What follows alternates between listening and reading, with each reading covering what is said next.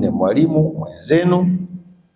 Kama mnavyojua nafasi zetu hizi tunalazimika tuwe walimu, lakini mwalimu ambaye nimefanya kazi katika levels mbalimbali, lakini nilianza kufundisha shule za msingi tangu mwaka 92, lakini baadaye nikawa afisa elimu kata, lakini baadaye nikawa afisa elimu watu wazima kule Rufiji. Miaka ile nikawa SLO kule Rufiji, nikawa afisa elimu taaluma kule Kilwa, nikawa afisa elimu kule Nachingwea Newala, baadaye nikawa afisa elimu mkoa Katavi, Simiu, Mbeya, hatimaye nikawa TAMISEMI.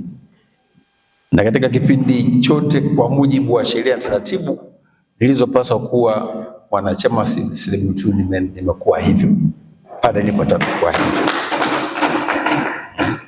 Kwa hiyo ninapokuja kwenye kufungua mafunzo kwa chetu hiki na faraja kubwa kwamba nafanya kazi ambayo ipo kwenye damu, nafahamu marefu na mapana ya CWT.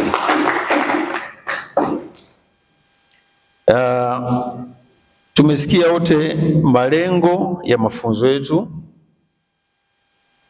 tumesikia yale yaliyofanywa na CWT, lakini tumesikia support ambayo tunapata kwa wenzetu hawa ambao tumeelezwa hapa, EL Africa na DLFF, kuhakikisha kwamba mafunzo yanafanyika vizuri, ni jambo jema. Sasa katika ufunguzi huu ni yapi sisi tunasema kama ofisi ya Waziri Mkuu TAMISEMI? Kwanza tunapongeza CWT kwa kutualika. Tunapongeza kutualika kwa tufanye tuwe miongoni mwenu humu. Bado mngeamua kualika yote mwingine, akimwona na hekima kubwa mtualike sisi. Ofisi ya Waziri Mkuu TAMISEMI, kama mnavyofahamu, wajibu wetu na majukumu yetu sisi ni usimamizi wa elimu, uongozi wa elimu. Sisi ndio wamiliki wa shule zote, sisi ndio wenye mfumo mrefu na mpana wa kiutawala. Sisi ndio tuko kuanzia ngazi ya taifa, ukienda mkoani utakuta idara ya elimu, ukienda halmashauri idara ya elimu, ukienda katani elimu, ukienda kijiji kuna shule, sisi ndio tunasimamia.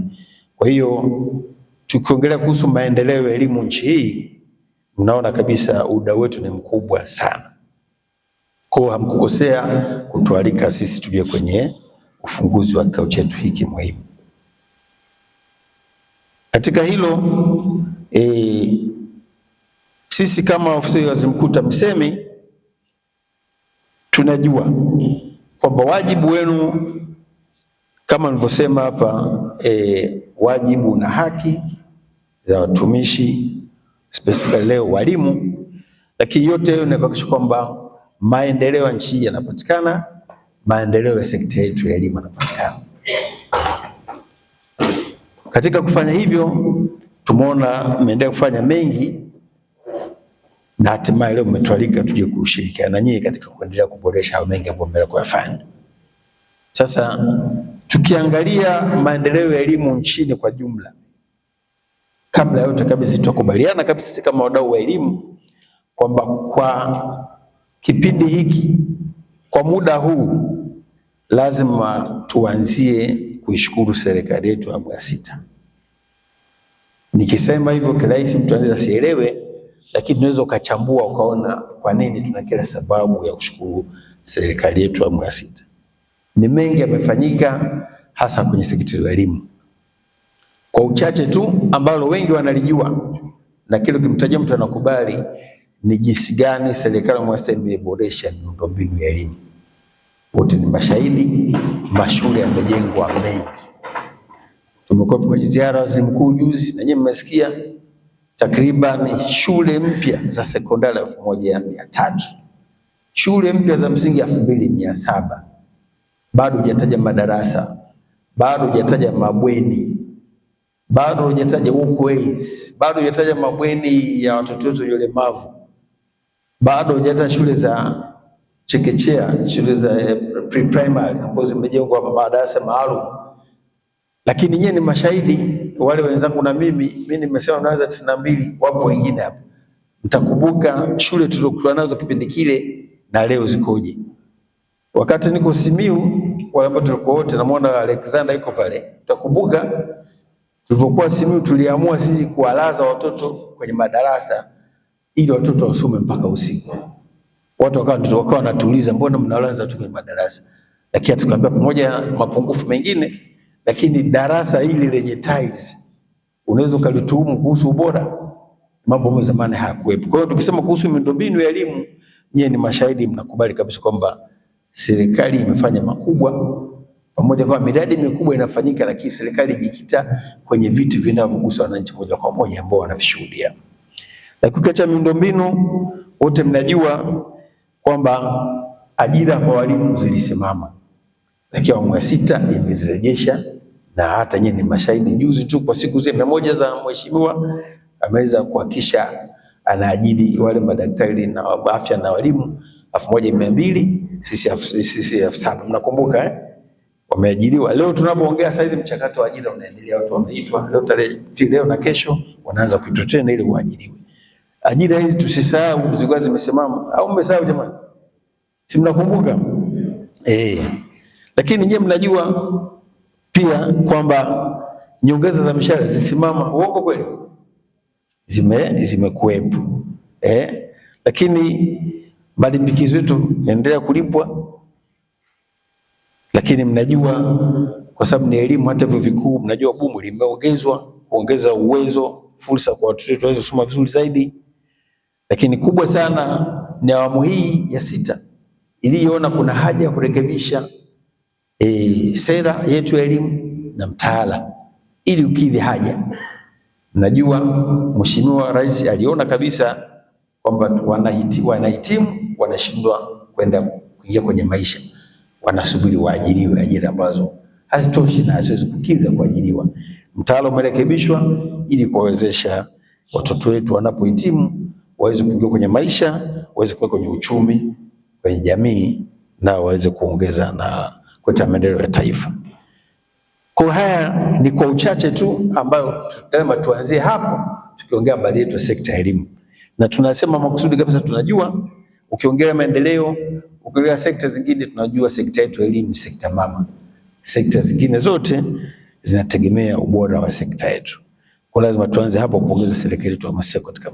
Lakini 2, nikirudi kwenye CWT, sisi kama Ustaz Mungu TAMISEMI tunatambua na tunawapongeza. Sio kwa mafunzo haya tu, mmekuwa mnafanya mengi. Na kubwa sana ambao tunalisema sasa, tunashuhudia ustahimilivu, utulivu, mshikamano unaoendelea vizuri kwenye CWT. Hongereni sana. Hapa juzi ilikuwa kizungumkuti, mambo yalikuwa sio yenyewe. Hata sisi kwenye ofisi yetu ya wilaya na mikoa tulikuwa tunapata tabu sana kwa sababu utulivu haukuwepo CWT. Tunakutana na watu wengi wanakuja na sheria nyingi na mambo mengi, tunapata tabu kuamua. Walimu waje huku, lete walimu huku. Ukiangalia sasa huyu CWT mwenyewe unataka kumtetea yuko ovyo ovyo, sio? Tunapata tabu. Lakini leo nataka kuwapongeza kwamba tunaomba hiki kinachoendelea kidumu na turudi kama zamani. Hongereni sana. Aidha, lazima tupongezane pia ikiwepo CWT kwa ubora wa elimu unaendelea. Nyie mmekuwa mashahidi, walimu wetu wanafundisha kwa nguvu, ufaulu umekuwa unaongezeka kila mtihani.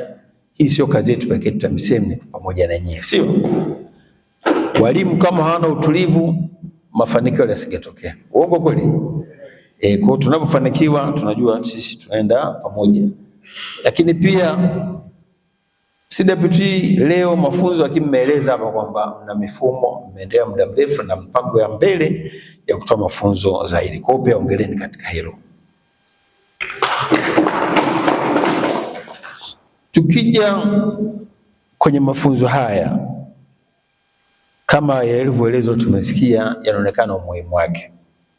Hatuwezi kuwa na chama cha wafanyakazi, chama cha walimu bora, ikiwa watu wake hawana maarifa ya kutosha. Kitendo hiki cha kualika na kuendesha mafunzo haya ni ishara tosha kwamba mmedhamiria kufanya kazi kwa weledi kwenye chama, kufanya kazi kwa weledi ili kuhudumia wanachama wenu ambao ni walimu wetu, sio? Kwa hiyo tunapongeza sana jinsi ambavyo mmeandaa mafunzo haya, na ombi letu kama ambavyo nimesema na wenzangu watangulia ni kuomba usikivu kipindi chote hiki cha siku 3 za mafunzo, lakini wakati pia wa kuhojiana na kuulizana. Mada inapotolewa ukiona kuja jambo ambalo ungependa lifafanuliwe au halieleweka vizuri, tusisite ili malengo kusudiwa yapatikane. Itakuwa ni kitu ambacho hakitaeleweka kama atatokea mjumbe hata mmoja atamaliza siku hizi 3 akaondoka bila mabadiliko, akaondoka bado ana changamoto kichwani mwake. Tunategemea kwamba baadaye kama ilivyoelezwa kwamba itakuwa katika mfumo wa workshop, mfumo wa workshop kwamba na kila mmoja aweze kufanya, aulize, aseme, akitoka aweze kuelewa. Kwa hiyo tunategemea tutaenda vizuri zaidi katika mafunzo yetu haya. Labda tu ni yapi ambayo tunapenda kuwaasa sisi kama ofisi ya Rais TAMISEMI? Sisi kama ofisi ya Rais TAMISEMI, au hata kabla ya kuwaasa, kuna mambo mliyasema hapa ambayo mngeomba tuyafanye, kwamba mlisema tuboreshe maslahi na makazi bora kwa wanachama walimu wetu, na mimi niwathibitishie kwamba tuko sambamba, tuko sawa, ndio lengo letu na tunafanya hivyo. Na kama nilivyotangulia kusema, maslahi ya mwalimu yameendelea kuboreshwa na serikali yetu awamu ya 6 na makazi bora, lakini ni sahihi kwamba bado hatujafikia viwango. Bado tunajua kabisa changamoto nyumba za walimu bado hazijatosha, lakini zimeendelea kujengwa, hazijatosha, lakini hata maslahi hayajakidhi, lakini yameendelea kutolewa. Tutaendelea kama mmeomba tufanye. Lakini lingine nimesema kuhusu walimu wenye ulemavu na wapate mafunzo hususan wa mtaala ulioboreshwa, na mimi niwathibitishie tunalichukua, tunalifanya kazi. Hata hivyo ifahamike kwamba kwa kuwa mwalimu mwenye ulemavu, kwa kuwa mwalimu wa ulemavu haisababishi tukutenge. Sasa hivi nyewe mnajua tuende na elimu jumuishi. Elimu jumuishi na Bundala atakubaliana na mimi kwamba elimu jumuishi imeandaliwa hivyo, mfumo huo, ili kuepuka kuwatenga walimu wenye ulemavu. Tunaepuka kuwatenga tangu mwanzo, kwa sababu tunajua kwamba mwisho wa maisha hatajitenga. Mwisho akishamaliza masomo, akishamaliza shughuli zake zote, akienda sokoni atenda kama wengine, akienda kwa michezo kama wengine, akienda hospitali kama wengine. Kwa hiyo pamoja kama tunapa special care, lakini tunapenda pia inapolazimika wachanganyike na wengine. Ndio maana tumesema tuwe na elimu jumuishi ili wajue maisha kesho yatakuwa ya wote. Kwa hiyo katika hilo, kama mwalimu ni wa somo la English au mwenye ulemavu au hana ulemavu, tukiandaa mafunzo ataenda naye. Tuko sawa jamani? Kama ni mwalimu wa geography, kama mwalimu wa geography au na ulemavu naye ataenda. Kwa hiyo tunapenda sana kwenda kwa pamoja, lakini nisisitiza kwamba ni kweli tutahakikisha kwamba mwalimu wa ulemavu pale anapohitaji special care tutampa ili aweze kupata uelewa wa kutosha zaidi.